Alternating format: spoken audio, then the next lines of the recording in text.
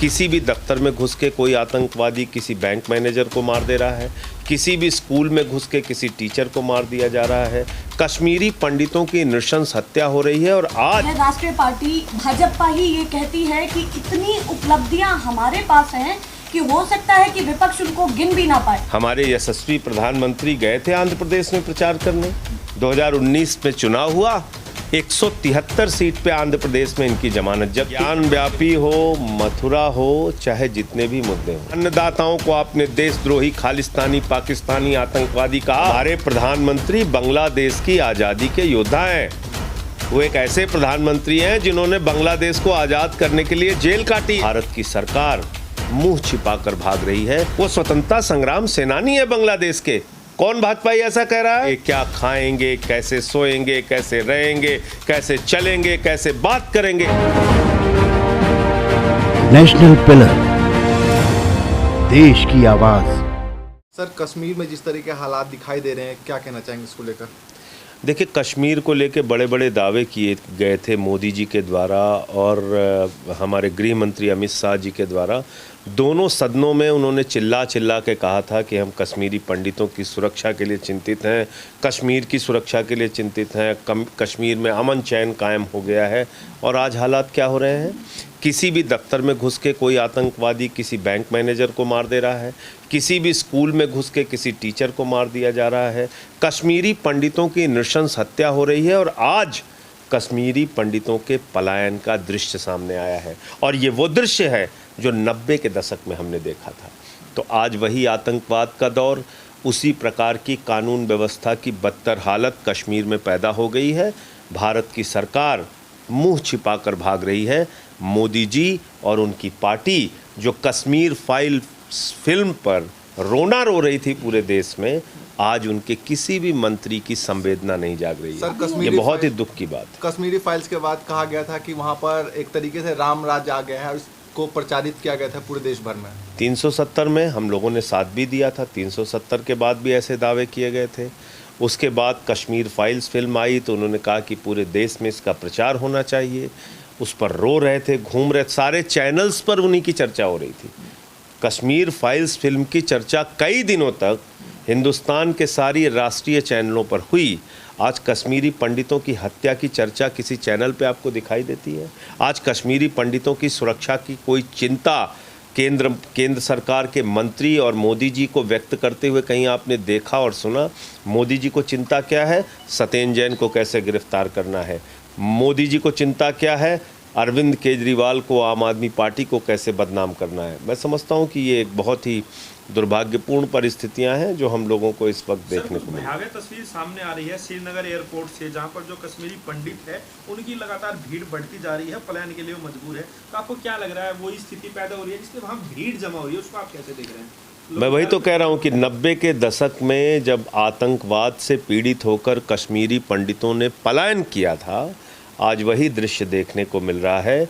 ये बहुत ही दुखदाई, तकलीफदेह और पीड़ादायक दृश्य है कि कश्मीरी पंडित अपने ही देश में बेगाने हो गए, अपने ही देश में विदेशी हो गए और उनको अपने देश का एक हिस्सा छोड़कर भागना पड़ रहा है। टारगेट किलिंग को लेकर के आज ही गृह मंत्री अमित शाह जी ने बैठक की है, उसको लेकर के क्या कहते हैं? वो तो बड़े चिंतित हैं उसको लेकर के। तो बैठक करके नाटक करने में इनको महारत हासिल है। इस तरह के दावे, इस तरह की बातें, इस तरह की बैठकें हमने कई बार देखी हैं।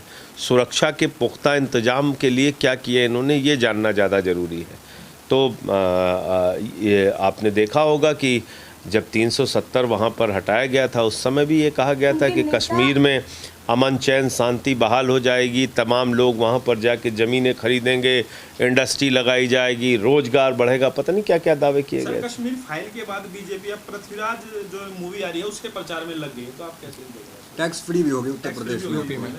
रोजगार की चिंता, शिक्षा की चिंता, बिजली की चिंता, पानी की चिंता, महंगाई की चिंता, काला धन लाने की चिंता, आम इंसान की ज़िंदगी में इतनी दुश्वारियां हैं, उसकी भी चिंता मोदी जी को और उनकी पार्टी को करना चाहिए।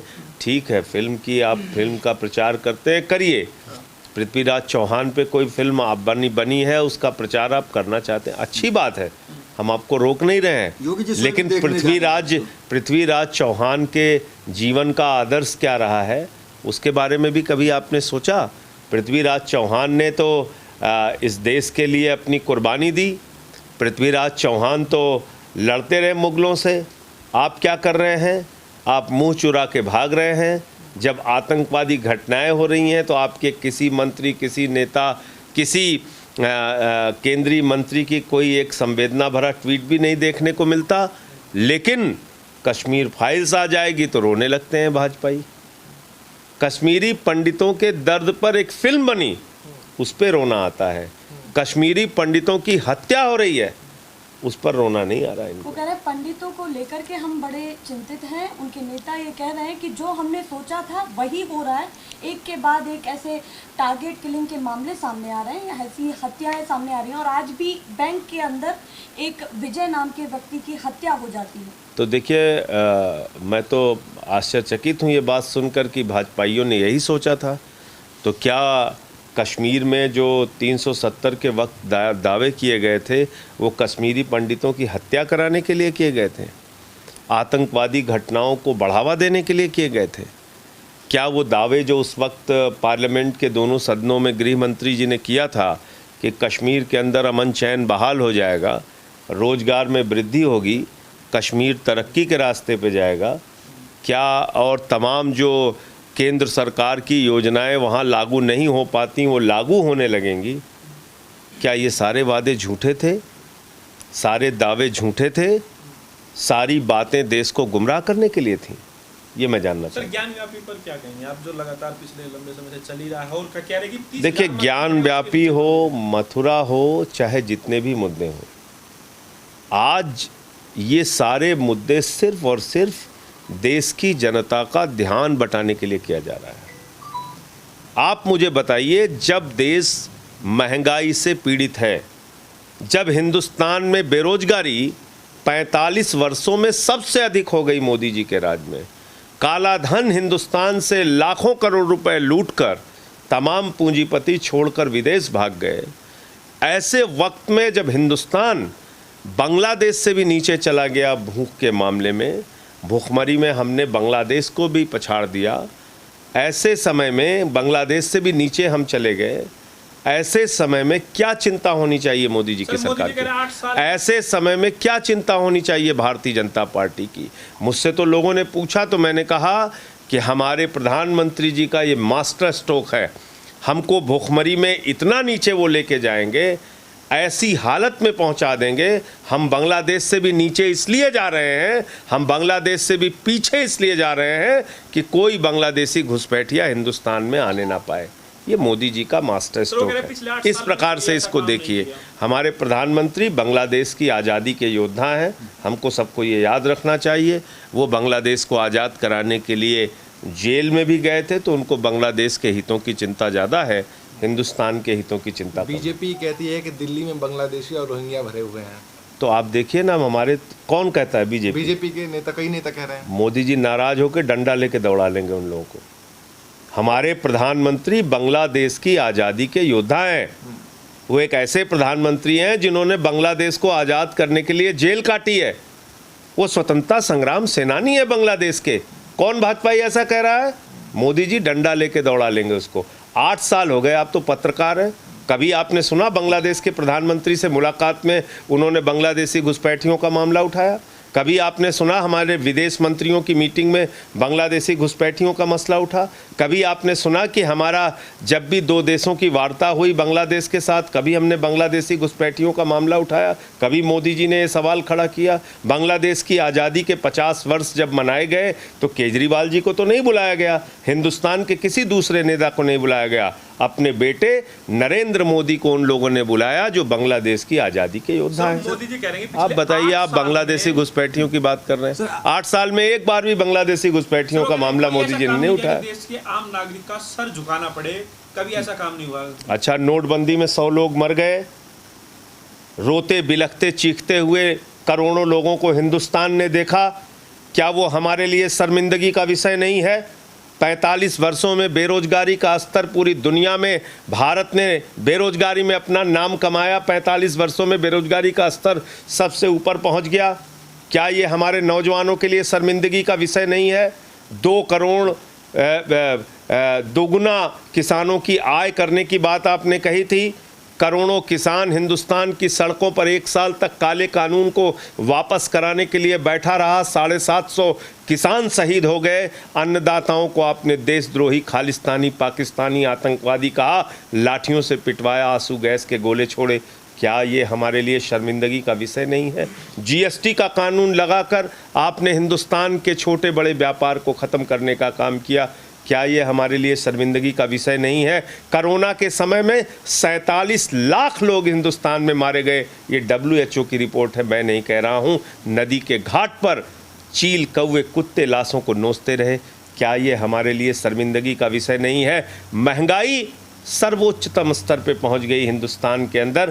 काला धन लूटकर 10.5 लाख करोड़ रुपए हिंदुस्तान का लूटकर चंद पूंजीपति बैठे हैं। कुछ हिंदुस्तान में हैं, कुछ नीरव मोदी, मेहुल चौकसी और विजय माल्या जैसे लोग हिंदुस्तान छोड़कर भाग गए। तो मुझे बताइए, ये इतने सारे कारण, 4 साल में 3400 दंगे हिंदुस्तान ने देखे मोदी जी के राज में। इस देश के अंदर लिंचिंग जैसी घटनाएं मोदी जी के राज में हुई। भारतीय जनता पार्टी देश में नफरत फैलाने का काम करती है। क्या पहनेंगे, क्या खाएंगे, कैसे सोएंगे, कैसे रहेंगे, कैसे चलेंगे, कैसे बात करेंगे, ये बीजेपी तय कर रही है। हिंदुस्तान के अमन और चैन को बिगाड़ने का काम 8 साल के अंदर बीजेपी ने किया। क्या ये हमारे लिए शर्मिंदगी का विषय नहीं? सर, लगातार कैसे शर्मिंदा हुआ जाता है? भाजपाई इतने बेशर्म हैं कि उनके प्रधानमंत्री कहते हैं हमें तो शर्म आती ही नहीं, तो इसका मैं कोई इलाज नहीं कर सकता। इतनी समस्या है तो चुनाव कैसे जीत जाते हैं? लगातार देखिए, गुमराह करके, नफरत फैला के, इस देश को बांट के, इस देश को हिंदू मुसलमान में बांट के, फिर भी कितने लोग वोट देते हैं? 30%, 32%, कहीं 40%, कहीं कहीं जमानतें भी जब्त होती हैं।